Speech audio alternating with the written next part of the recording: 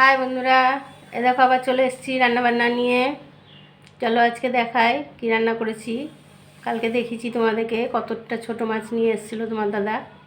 তো অতটা ছোট মাছ একদিনে তো দুটো মানুষের খাওয়া সম্ভব না, তাই আমরা খেতে পারিনি, তাই কিছুটা রেখে দিয়েছি। ওই ছোট মাছেরই আজকে দুটো রেসিপি করব, সেটাই দেখাবো তোমাদের। চলো দেখো। দেখো এখানে আলু পটল কুচিয়ে রেখেছি, এটা দিয়ে ছোট মাছ দিয়ে একটা চচ্চড়ি করব, পেঁয়াজ দিয়ে সর্ষে বাটা দিয়ে। আর এখানে কচু কেটে রেখেছি, আর এখানে মটর ডাল ভিজিয়ে রেখেছি। এই মটর ডালটা বড়া করে কচু দিয়ে তেঁতুল দিয়ে টক করব। তাহলে চলো রান্নাটা শুরু করা যাক। এই দেখো দুটো তরকারির জন্য একসঙ্গে সর্ষে লঙ্কা বেটে নিয়েছি, আর এদিকে ডালটাও বাটা হয়ে গেছে। আর এদিকে যে মাছ চচ্চড়ি বলেছিলাম, এই দেখো পটল আলু কালো জিরে দিয়ে তেল দিয়ে ভেজে জল দিয়েছি, সিদ্ধ হচ্ছে। তো সিদ্ধ হোক, তারপর আবার আসছি।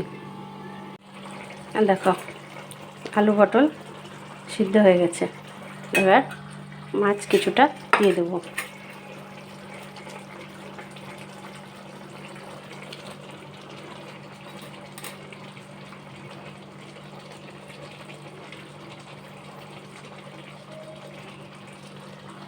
আর একটুকু টকের জন্য রেখে দিলাম, আর সর্ষে লঙ্কা বাটাটা দিয়ে দেবো।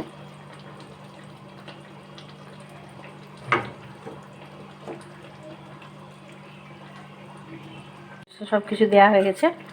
এবার এই জলটা যে শুকনো শুকনো হয়ে যাবে, তেল উঠে আসবে, তাহলেই চচ্চড়িটা হয়ে যাবে। এ দেখো মাছ চচ্চড়ি রেডি। এ দেখো তেল বেরিয়ে গেছে, একটু জল নেই। এবার আমি মাছ চচ্চড়িটা নামিয়ে ফেলবো, দিয়ে টক রান্না করব। টক রান্না করার জন্য বড়াগুলো লাল লাল করে ভেজে নিলাম, আর এদিকে কচুটাকে তেলে ভেজে নিয়ে লবণ হলুদ দিয়ে সিদ্ধ করতে দিলাম। কচুটা সিদ্ধ হোক, আবার আসছি। দেখো টক আমার কমপ্লিট। বড়া ঢেলে দিলাম, সর্ষে বাটাটাও দিয়ে দিয়েছি, আর তেঁতুলের পাল্প দিয়ে দিয়েছি। ফুটে গেলে হয়ে যাবে। মাছগুলোও দিয়ে দিয়েছি। দেখো টক নামিয়ে ফেলেছি, টক রান্না আমার রেডি। তাহলে দেখলে বন্ধুরা আজকের রান্না দুটো কেমন লাগো অবশ্যই কমেন্টে জানাবে। এভাবে রান্না করে খাবে ছোটো মাছ, ভালো লাগে খেতে। টকটা তো অবশ্যই করে খেয়ে দেখো, খুবই সুন্দর লাগে খেতে।